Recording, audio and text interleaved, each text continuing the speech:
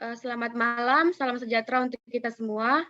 Kami dari kelompok 5 ingin mempresentasikan hasil flowchart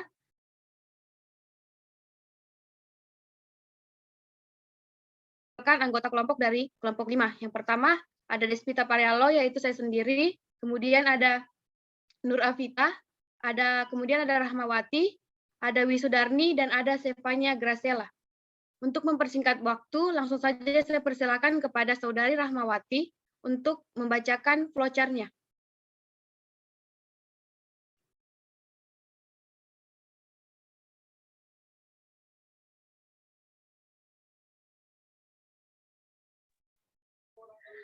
Baik, saya akan membacakan flowchart rumah sakit yang sudah kami kerjakan.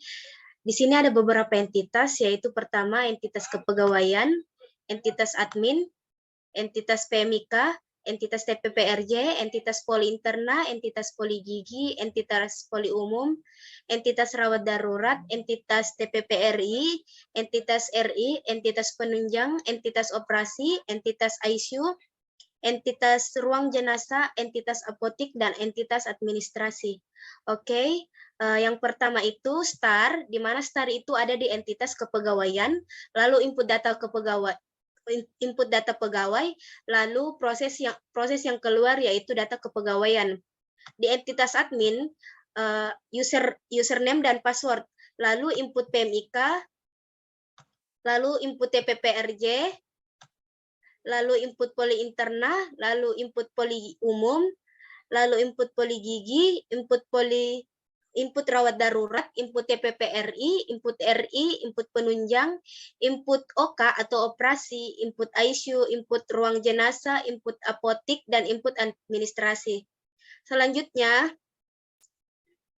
dari input PMIK, yang pertama itu login, lalu data diagnosa, lalu input data tindakan, dan yang proses yang keluar yaitu coding. Selanjutnya di TPPRJ, dari input TPPRJ, lalu ke login, jika dia pasien baru, input data pasien, lalu proses yang keluar yaitu berkas rekam medis. Jika bukan pasien baru, input nomor rekam medis, lalu akan disiapkan berkas rekam medis pasien. Selanjutnya dari TPPRJ pasien akan memilih jika dia rawat darurat, jika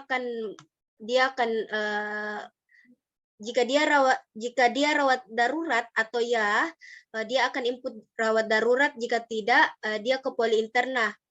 Jika ya poli interna, yaitu input poli interna. Jika tidak, ke poli umum.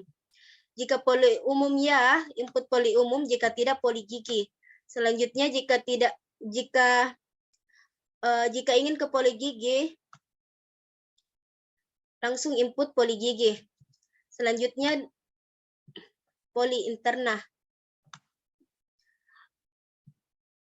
Yang pertama itu konektor C. Konektor C itu melambangkan input poli interna, lalu login yang didapatkan jika dia dari TPPRJ ingin ke poli interna, berkas rekam medisnya akan ke poli interna.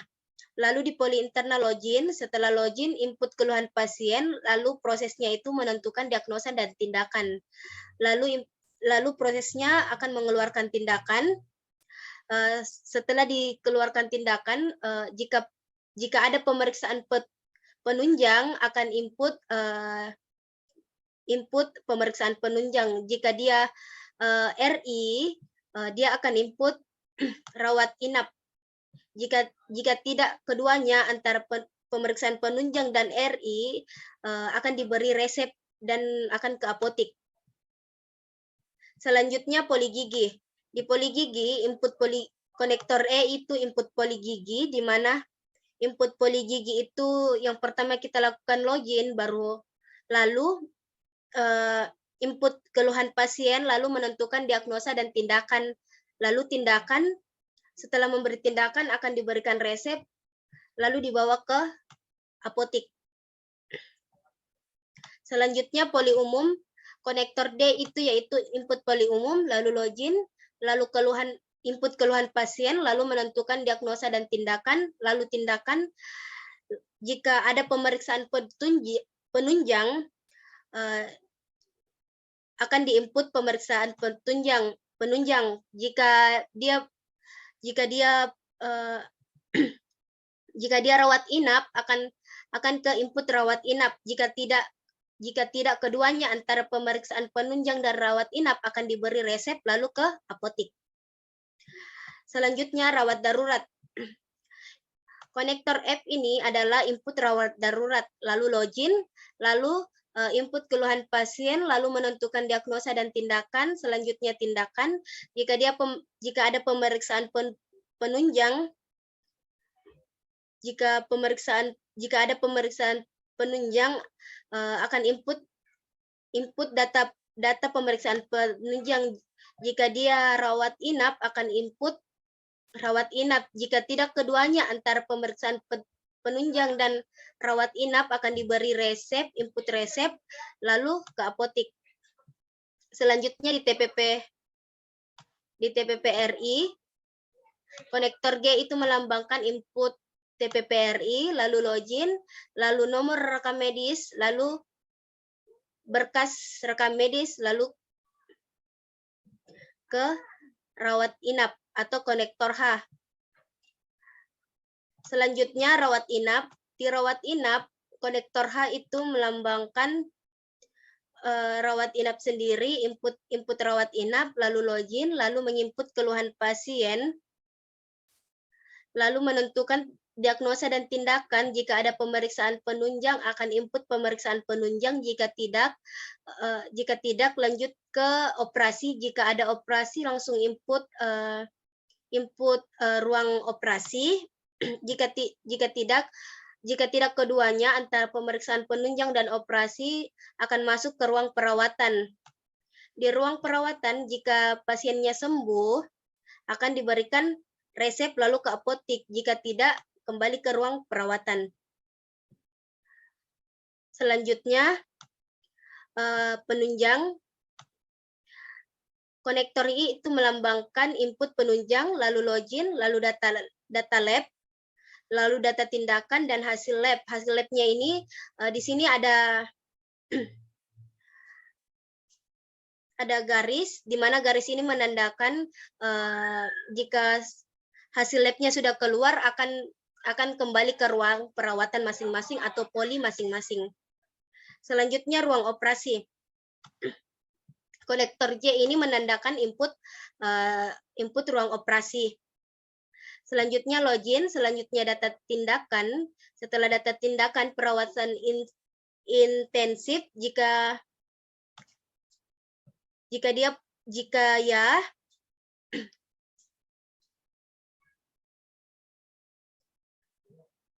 ya akan ke rawat inap, jika tidak akan ke ruang jenazah. Selanjutnya di ICU,